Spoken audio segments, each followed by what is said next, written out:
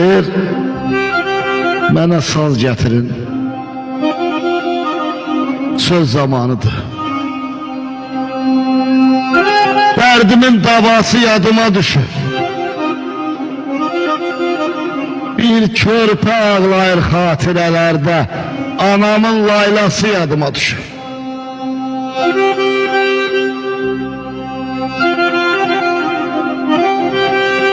Yaman göynəyirəm duyğularımdan.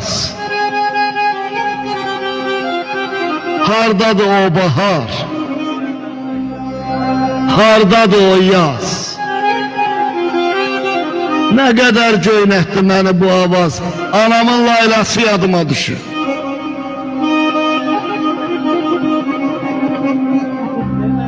Həsrəti, həvəsi şirin bir qoxu,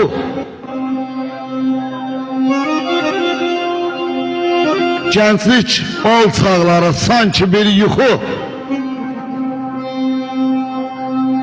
Bəlkə də ötübdür ömrümün çoxu, anamın laylası yadıma düşür.